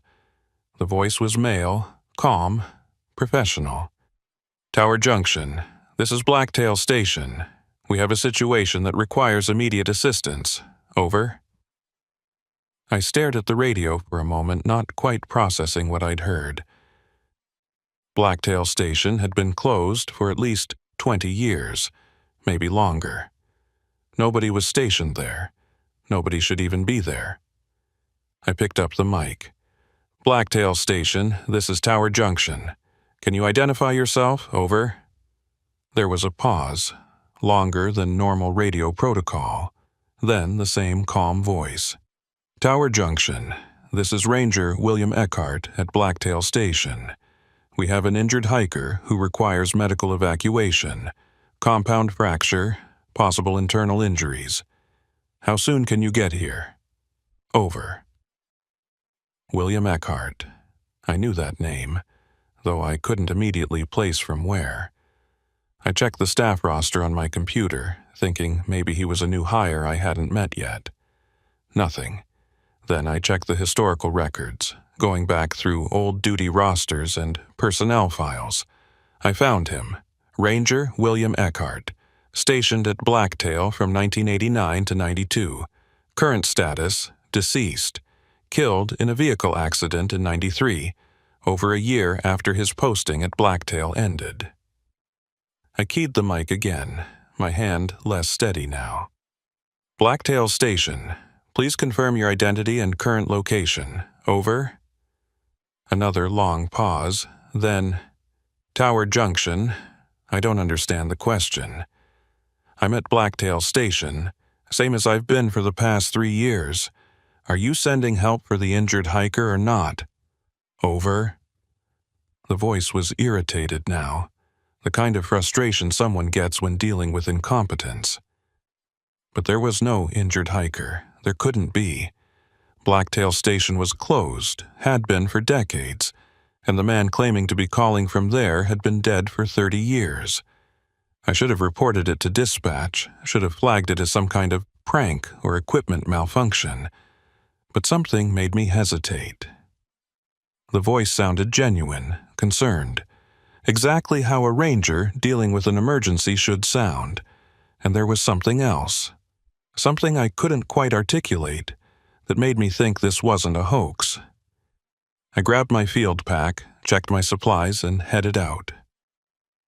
The drive to Blacktail Station would take about 30 minutes if the old service road was still passable. As I drove, I tried the radio several more times, but got no response, just static on the emergency channel and normal traffic on the regular frequencies. The service road was barely recognizable as such. Overgrown with brush, rutted from years of rain and snowmelt, branches scraping the sides of my truck as I pushed through. I had to stop twice to move fallen trees that blocked the way, and once I nearly got stuck in a muddy depression that had filled with autumn rain. But I kept going, driven by something I couldn't name, until the forest opened up and I saw Blacktail Station. It looked exactly as I remembered from 10 years ago, and somehow that was the most disturbing thing about it. The building should have shown a decade more decay. The roof should have sagged further. The windows should have been broken. The forest should have encroached more. But it looked identical, frozen in time, as if the intervening years simply hadn't touched it.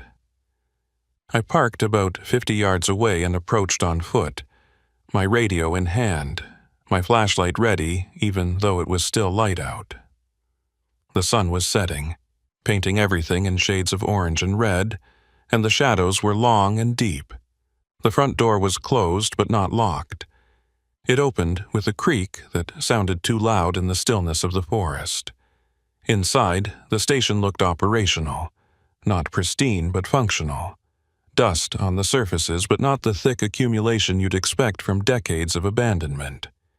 Furniture in place, papers on the desk, a coffee mug beside an old computer terminal, and lights. The lights were on, a soft fluorescent glow that shouldn't have been possible. This building hadn't been connected to the park's power grid in years, and there were no generators running that I could hear. "Hello?" I called out. "Anyone here?" My voice echoed in the empty space, but there was no response. I moved through the first floor, checking each room. The main office, a small kitchen, a storage room, a bathroom. Everything looked recently used but currently vacant. The coffee in the mug was cold but not dried out. The papers on the desk were daily logs, maintenance reports, weather observations, all dated October 1992. October 1992. 33 years ago, or 3 years before William Eckhart died, depending on how you looked at it.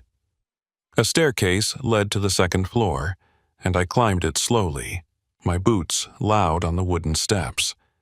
The upper level consisted of sleeping quarters, 4 small rooms with bunk beds, a shared bathroom, and what looked like a radio room.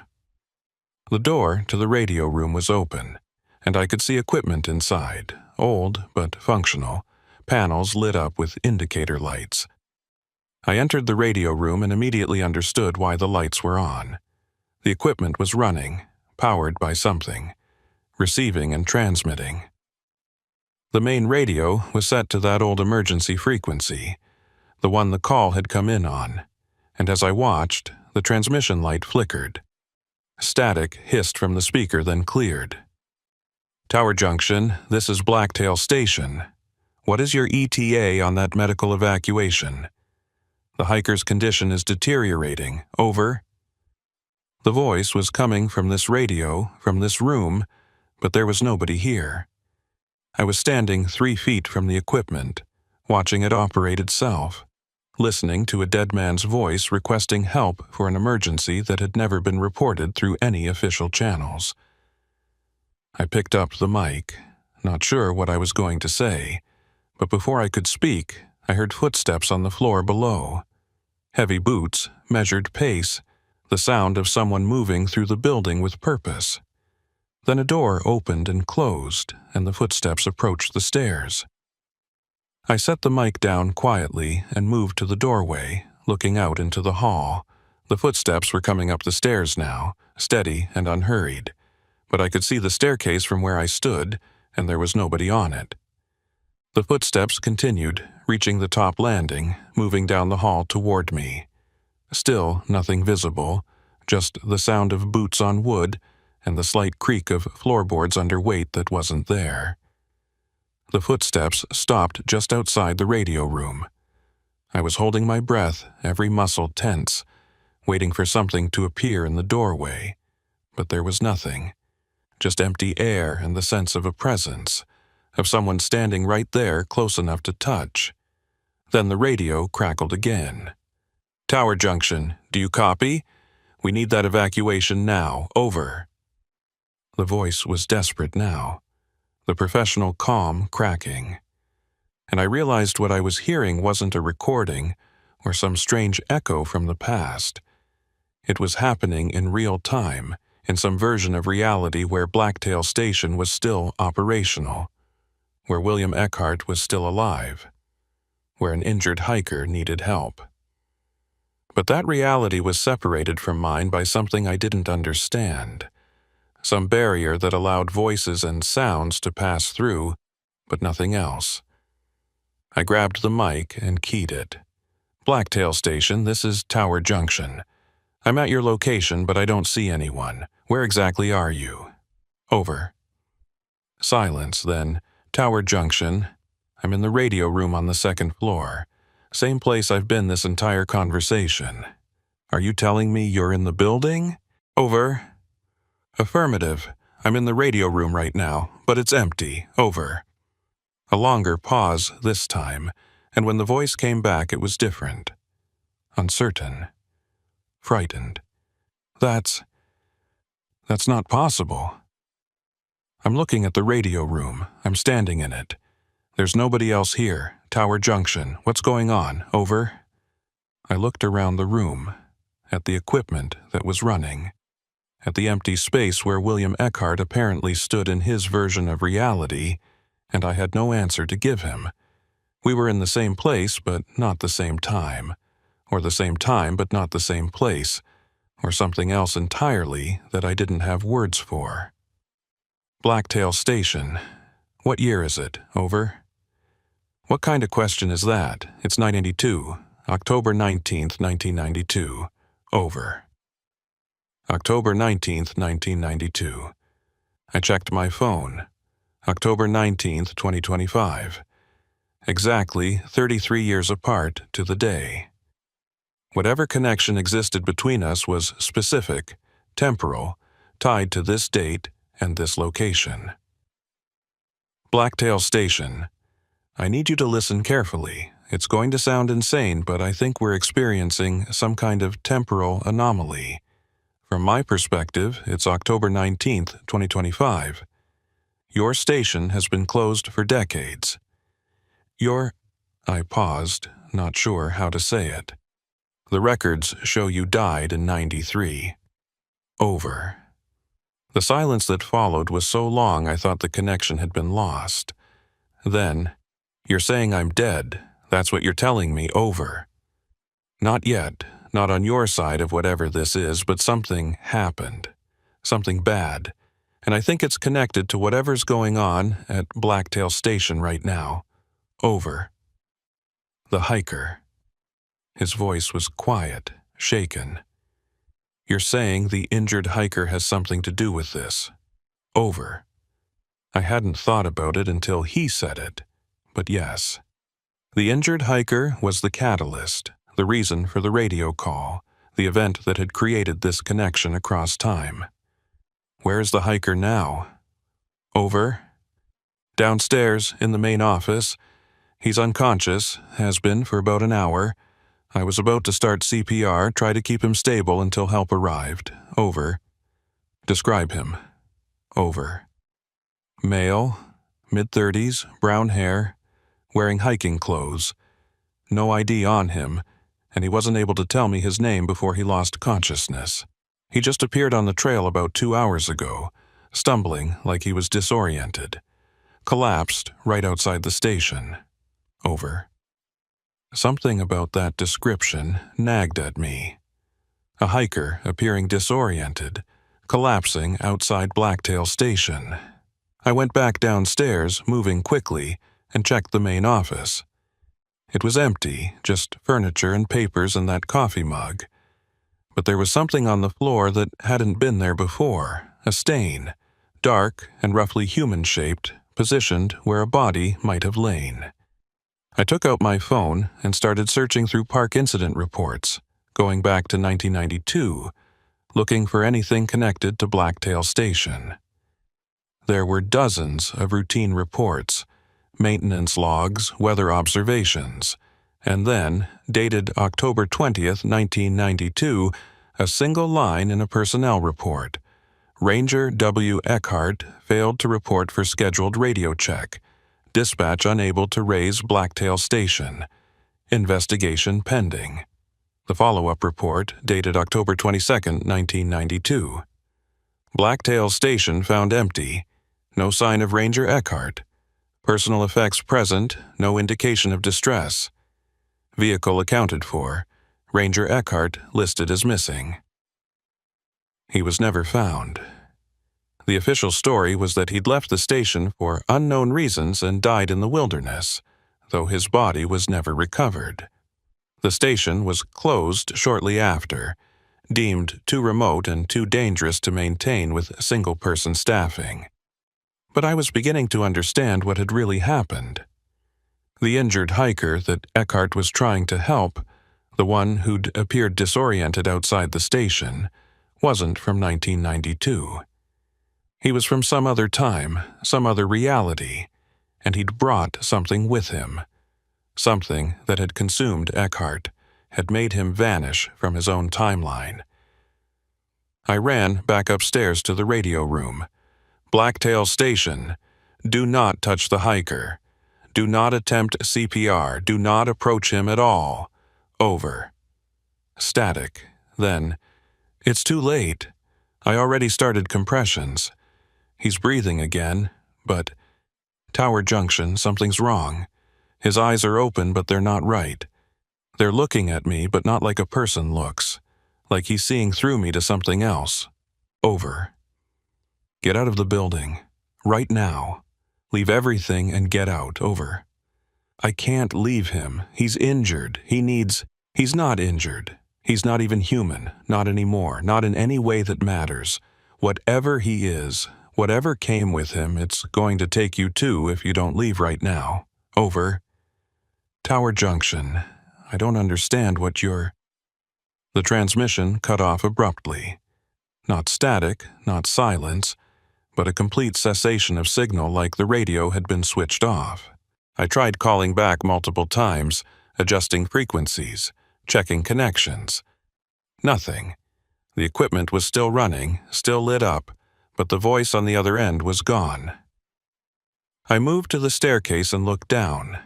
The door to the main office was closed now, even though I'd left it open. And from behind it, I could hear sounds.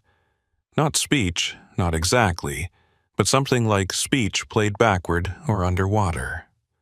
Consonants that didn't belong to any language I knew. Syllables that seemed to bypass my ears and resonate directly in my skull. The door handle turned slowly, deliberately, and the door began to open. I didn't wait to see what would emerge. I ran down the hall to the back stairs, an emergency exit that led to the rear of the building, and took them two at a time. Behind me, I heard footsteps, multiple sets now, all moving with that same measured pace, following but not hurrying. I burst out the back door into the twilight, ran for my truck, and gunned the engine. As I pulled away, I looked back at Blacktail Station. Lights were on in every window now, blazing bright in the deepening darkness.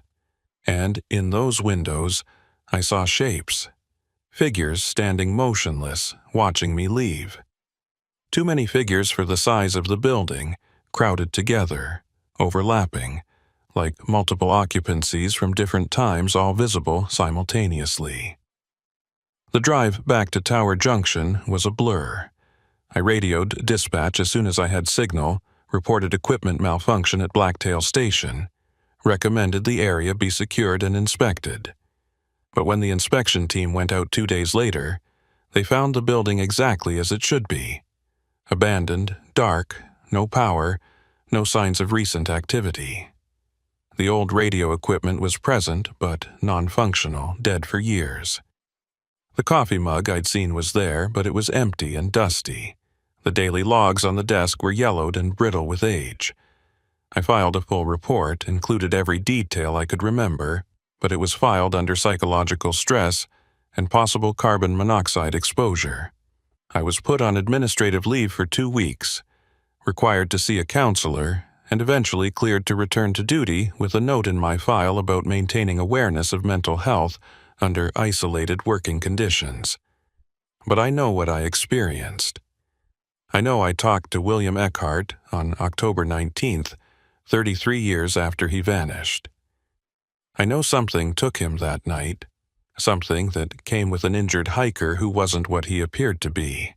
And I know that whatever happened at Blacktail Station on October 19th, 1992, is still happening, will always be happening, trapped in some kind of loop that plays out every time the date comes around.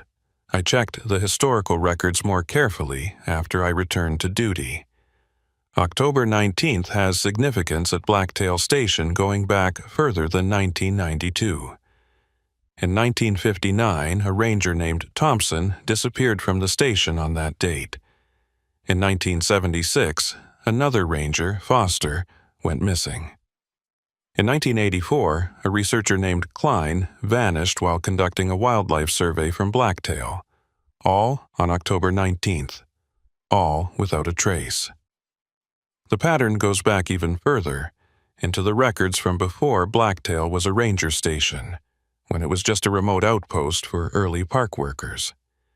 Different names, different years, but always October 19th, and always someone who disappeared without explanation from that exact location. I think the building itself is the problem, or maybe the location where the building was constructed. Something about that spot in the forest makes it permeable, makes time thin, allows things to slip through from one era to another. And October 19th is when that permeability is strongest, when the barriers break down completely. What I can't figure out is the injured hiker, the catalyst that appears in multiple timelines. Is it the same entity appearing to different rangers across decades? Is it something that feeds on people by pretending to need help, exploiting the instinct to aid someone in distress? Or is it something else, something even stranger that I don't have the framework to understand? I've spent hours reviewing the records, looking for patterns, trying to make sense of it. There are other details that bother me. The footsteps I heard in the building, moving when nothing visible was there. The figures I saw in the windows as I drove away. The way Eckhart described the hiker's eyes, looking at him but seeing through him. And most disturbing of all, the last thing I heard before the transmission cut off. I didn't mention this in my official report because I wasn't sure I'd really heard it, thought maybe my mind was filling in sounds that weren't there. But when I go back to that moment in my memory, when I replay the sequence of events, I'm certain. Just before the radio went silent, just before Eckhart's voice disappeared, I heard something else in the background. Multiple voices, overlapping, speaking in unison, and they were saying, "Welcome home." Like Blacktail Station was collecting people, gathering them from different times, adding them to some kind of congregation that existed outside normal causality. Eckhart wasn't the first, and he wouldn't be the last. Every October 19th, someone else gets added to the collection, drawn in by a call for help that can't be ignored. I thought about that a lot during my administrative leave, about professional responsibility, about the duty to respond when someone needs assistance, about how that duty could be weaponized by something that understood human nature well enough to exploit it. The injured hiker is perfect bait. A ranger can't ignore someone in distress, can't leave them to die, even if something feels wrong about the situation. And by the time you realize what you're dealing with, it's too late. I went back to work after my leave ended, but I put in for a transfer. Not out of cowardice, I told myself, but out of practicality. I'd been compromised, marked somehow by my experience at Blacktail. If I stayed at Tower Junction, I'd be the obvious choice to respond to anything involving that area.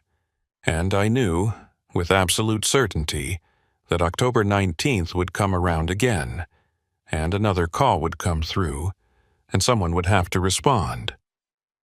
Better if that someone wasn't me.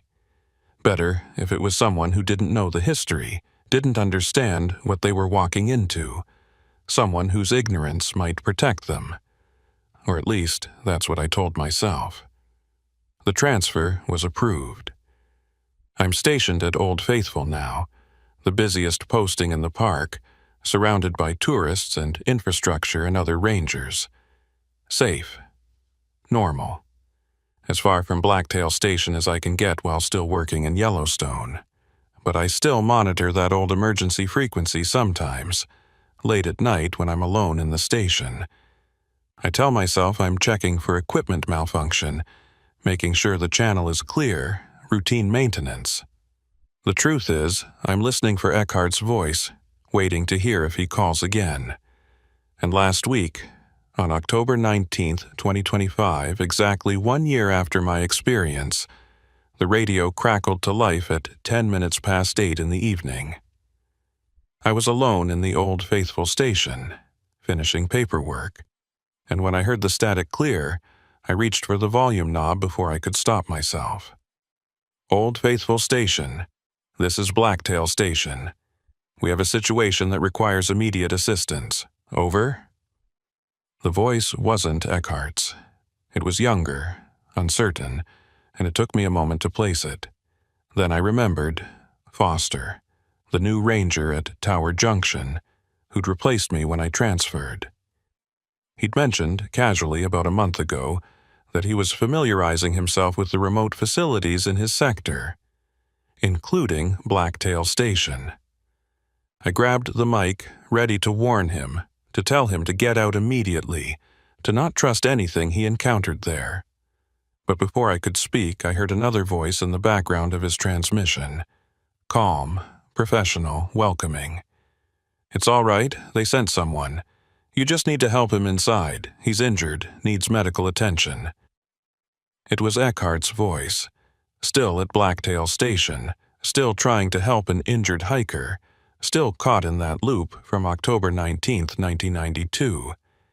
And now he was guiding Foster into the same trap, completing the cycle, adding another ranger to the collection. I keyed the mic. "Blacktail Station, this is Old Faithful. Do not—" Static exploded from the speaker so loud I had to pull the radio away from my ear. When it cleared, the transmission was gone. I tried calling back on every frequency, tried raising Tower Junction to warn them about Foster, tried everything I could think of. But I couldn't get through. And eventually, I gave up. The next morning, I heard through dispatch channels that Foster had called in sick, said he needed a personal day. 3 days later, he still hadn't returned. After a week, they sent someone to check his residence. Empty, no sign of distress, personal effects present, vehicle accounted for. Foster was listed as missing, whereabouts unknown. They never found him. The official investigation concluded he'd left the park voluntarily, possibly dealing with personal issues he hadn't disclosed. His position at Tower Junction was filled by a new transfer, someone young and eager, someone who wouldn't know the history of Blacktail Station. I thought about reaching out to the new ranger, warning them, telling them the whole story. But what would I say? That there's a building in the forest where time doesn't work right, where dead rangers still answer the radio, where an injured hiker appears every October 19th to lure in victims. They'd think I was insane, or bitter, or trying to scare them. And even if they believed me, what good would it do? The station would still be there, the pattern would still continue, and October 19th would come around again next year, and the year after, forever. So I keep quiet and I monitor that emergency frequency, and I wait. 32 days until October 19th, 2026. 32 days until the call comes in again, requesting immediate assistance, reporting an injured hiker, speaking in a voice that might be familiar or might be new, depending on who answered last year, on who's been added to the collection at Blacktail Station. Sometimes I think about Eckhart and Foster, and all the others going back decades, all trapped in that building, all perpetually trying to help an injured hiker who never actually needs help. Are they aware of the loop? Do they know they're repeating the same actions over and over? Or does each iteration feel fresh to them, feel like the first time, with no memory of all the previous October 19ths? And the injured hiker himself, what is he? The same entity appearing throughout decades, or different entities all taking the same form? Is he even conscious, or just a mechanism, a trap that springs automatically when certain conditions are met. I don't have answers to any of these questions. I don't think anyone does. Blacktail Station has been collecting park personnel for at least 70 years, maybe longer, and nothing has ever been done about it because officially, nothing is happening. People go missing from remote areas sometimes. It's tragic, but not supernatural. The building is just a building, old and abandoned, and scheduled for eventual demolition when budget allows. Except demolition never happens. The building stays standing year after year, despite recommendations to tear it down, despite safety concerns, despite the cost of maintaining liability insurance on a structure that's officially closed. Something protects it, keeps it there, ensures it remains ready for the next October 19th. I've thought about going back, about being at Blacktail Station on the date, prepared this time, armed with knowledge and caution. Maybe I could break the pattern, save whoever gets the call this year, find a way to help Eckhart and Foster and all the others trapped in that temporal loop. It's a noble thought, the kind of thing a ranger is supposed to do, but I'm not going to do it, because I know, with absolute certainty, that going back would just add me to the collection. Whatever intelligence operates through Blacktail Station has been doing this for decades, has perfected its approach, has learned exactly how to exploit the psychology of people whose job is to help others. I wouldn't be able to resist any more than Eckhart or Foster could. I'd hear that call for help, that injured hiker, and my training would override my fear, and I'd end up in that building with all the others, repeating the same failed rescue attempt for eternity. So, instead I sit at Old Faithful, surrounded by tourists and geyser eruptions, and all the normal, explicable wonders of Yellowstone, and I try not to think about that building in the forest. I try not to calculate how many October 19ths have passed since it was built, how many rangers and researchers and park workers have been collected. I try not to imagine what the inside of Blacktail Station looks like from the other side, from the perspective of those trapped there, all occupying the same space from different times, all trying to help the same injured hiker who never gets better and never actually needs their help. Last night, I had a dream. I was back at Blacktail Station, standing in the radio room, and the equipment was running. But this time, when I looked out the window, I could see them. Dozens of people, maybe more, all in Park Service uniforms from different eras, all standing perfectly still in the forest around the building, looking up at me with eyes that were aware but not quite human anymore, not after however long they'd been trapped there. And in the center of the group, closest to the building, I saw Foster. He looked exactly as he had the last time I'd seen him, young and eager and healthy. But his eyes had that same quality I'd seen in the others, that awareness coupled with something fundamentally wrong, something that came from existing outside proper time for too long. He raised his hand in a wave, friendly and casual, like he was greeting a colleague on a normal workday. Then he turned and walked back toward the station, and all the others turned with him, and they filed into the building one by one through a door that shouldn't have existed, a door that opened onto nothing but forest when I looked at it during daylight. I woke up in my quarters at Old Faithful, covered in sweat, my heart racing. It was 3 a.m. I got up and went to the radio room, knowing it was foolish but unable to help myself. And I turned on the equipment and tuned to that old emergency frequency. Static at first, then a clear channel, and then, very faintly, I heard something. Not words exactly, but sounds that might have been words if you listened long enough, if you let yourself fall into the rhythm of them. And underneath those sounds, very distant, the noise of footsteps. Multiple sets, moving in unison, walking somewhere that had no destination. I turned the radio off quickly, but the sounds continued in my head for hours afterward. I can still hear them sometimes when it's very quiet, when I'm alone and the rational part of my mind lets its guard down. The footsteps of all those collected people, walking their perpetual patrol through Blacktail Station, waiting for October 19th to come around again so they can try one more time to save that injured hiker, to complete that rescue, to do the job they trained for even though the job can never be finished. 28 days now until October 19th, 2026. I've already put in for vacation time, requested leave starting October 15th, and running through October 23rd. I'm going to be as far from Yellowstone as possible when the date comes. Somewhere with cell service and Wi-Fi and crowds of people and no old emergency radio frequencies to monitor. Because I know the call will come. Someone will respond. And Blacktail Station will add another ranger to its collection, and the pattern will continue year after year, October 19th after October 19th, for as long as the building stands and park personnel keep doing their jobs. I used to think our job was to protect the park and serve the visitors. Now I understand that for some of us, the job never ends.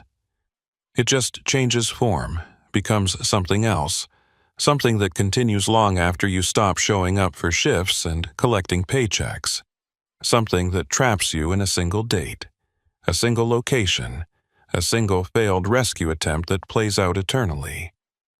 And I think about Foster, who took my position at Tower Junction, who had no idea what he was walking into when he familiarized himself with Blacktail Station. I think about his voice on the radio, young and uncertain, asking for assistance with an injured hiker. I think about Eckhart's voice in the background, calm and professional, guiding him into the same trap. I could have warned him. Should have, probably. But I told myself it wasn't my responsibility anymore, that I'd done my time at Tower Junction, that the knowledge I carried was too dangerous to share, too likely to be dismissed as mental instability or paranoia. The truth, the part I don't like to admit even to myself, is that I was relieved. Relieved that it was someone else's problem, that when October 19th came around, it would be Foster answering the call instead of me. Relieved that the collection would continue without requiring my participation. That relief comes with guilt, heavy and persistent, but not heavy enough to make me go back. Not heavy enough to make me do anything except monitor that radio frequency and count down the days until the next October 19th, and hope that whoever responds this year doesn't somehow trace the transmission back to Old Faithful Station, doesn't somehow bring Blacktail's influence here, doesn't expand the collection to include tourist areas and busy postings. Because I think it could spread. I think whatever operates through Blacktail Station isn't limited to that single building, that single location. It's just concentrated there, strongest there, most active there. But the potential exists for it to reach further, to establish other collection points, other temporal loops in other parts of the park. And if that happens, if we start getting calls from other closed facilities, other abandoned stations, other remote locations where people have vanished without explanation, then we'll know that Blacktail Station wasn't an isolated phenomenon. We'll know that something is spreading through Yellowstone's infrastructure, using the old radio networks and the abandoned buildings and the historical pattern of missing personnel to grow itself, to establish new collection points, to trap more and more park workers in these eternal loops. 28 days. 4 weeks until I find out if my fears are justified, if the pattern continues, if someone new joins Eckhart and Foster and all the others at Blacktail Station. I've stopped sleeping well. Every night I have variations of the same dream, standing in that radio room, watching figures in the forest, hearing footsteps that belong to people who are and aren't there. Every morning I wake up less certain about what's real, what's memory, what's just my mind trying to process an experience that doesn't fit any framework I have for understanding the world. The counselor I was required to see during my administrative leave said I was experiencing post-traumatic stress, that isolation and high-responsibility positions can create psychological breaks, that our minds sometimes fabricate explanations for ambiguous situations because uncertainty is harder to handle than even a frightening certainty. Maybe she's right. Maybe Blacktail Station is just an old building. Maybe the radio call was equipment malfunction. Maybe Foster left for personal reasons that had nothing to do with October 19th or injured hikers or temporal loops. Maybe I'm the one trapped, not in a building or a date, but in a narrative I created to make sense of experiences I don't understand. But then I remember those lights in every window, blazing bright in the darkness. I remember Eckhart's voice, desperate and frightened, asking what year it was. I remember Foster's transmission, cut off mid-sentence followed by that welcoming voice saying, "They sent someone." And I know, whatever the rational explanations might be, that something wrong lives at Blacktail Station, something that operates through October 19th and injured hikers and the professional obligation to help people in distress, something that's been there longer than the Park Service, longer than the building itself probably, something that predates our understanding of what's possible.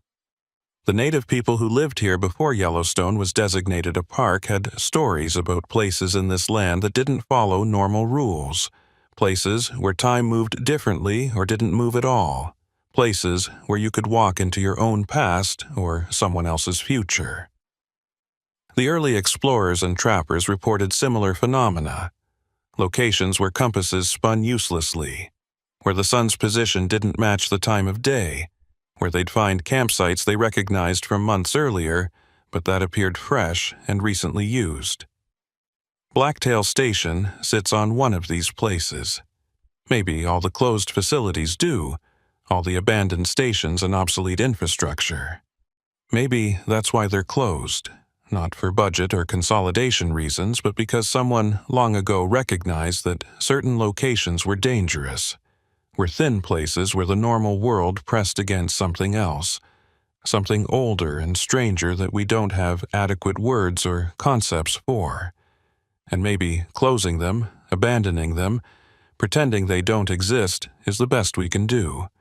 Maybe any attempt to understand or contain or neutralize whatever lives in these places just strengthens it, gives it more attention and awareness and power. Maybe forgetting is the only defense. But we can't forget completely. Someone has to know, has to remember, has to warn the next generation when they start asking questions about why certain facilities are off limits, why certain areas don't appear on visitor maps, why the historical records have gaps and inconsistencies and missing personnel files. Someone has to remember that October 19th is dangerous if you're working anywhere near Blacktail Station. Someone has to understand that a call for help from a closed facility isn't routine equipment malfunction, isn't a prank, isn't something you respond to without understanding what you're walking into. I thought I could be that person, thought I could carry the knowledge and use it to protect others. But instead, I'm just another name on the list of rangers who got too close to Blacktail Station and came away changed, damaged, unable to function in their original posting, transferred away with notes in their file about psychological stress and isolation effects. Maybe that's the real collection, not the people who vanish into October 19th loops, but the people who escape, who get away but carry the contamination with them, who spread the knowledge of Blacktail Station to new areas, new postings, new generations of rangers who will eventually find themselves monitoring that old emergency frequency and waiting for the next call that shouldn't come, but inevitably will. 28 days until October 19th, 2026. I've started looking at other parks, other positions, jobs that don't involve remote facilities or emergency radio frequencies, or the responsibility to respond when someone calls for help. Maybe it's time to leave Yellowstone entirely, to get far enough away that even if Blacktail Station's influence spreads, even if new collection points establish themselves, I won't be in range. Won't be eligible to respond. Won't have to make the choice between professional duty and personal survival. But I know I won't leave, because someone has to be here, has to listen, has to count down the days until October 19th, and hope that this year, maybe, the pattern breaks. That this year the call doesn't come, or comes and nobody responds, or someone responds and somehow makes it back out with answers instead of trauma and administrative leave and notes in their file. Someone has to bear witness, even if the witnessing changes them, even if the knowledge they carry is too strange to be believed and too true to be forgotten. 28 days. The lights are on at Blacktail Station right now, I'm certain of it. They're always on, preparing for October 19th, ready for the next collection. And somewhere in that building, in the radio room, in the multiple overlapping versions of reality that location contains, William Eckhart is still trying to save an injured hiker who doesn't need saving, who has never needed saving, who exists only to draw in the next ranger, the next victim, the next addition to Blacktail Station's eternal congregation. And when October 19th comes around again, someone new will hear the call, will respond to that request for medical evacuation, will drive down that overgrown service road to a building that should be dark and empty but isn't, and they'll walk through those doors thinking they're helping someone, thinking they're doing their job, not understanding until too late that they're just the latest in a pattern that goes back decades and will continue forward for decades more unless something fundamental changes. But nothing will change. The pattern is too stable, too established, too perfect in its exploitation of everything we're trained to do.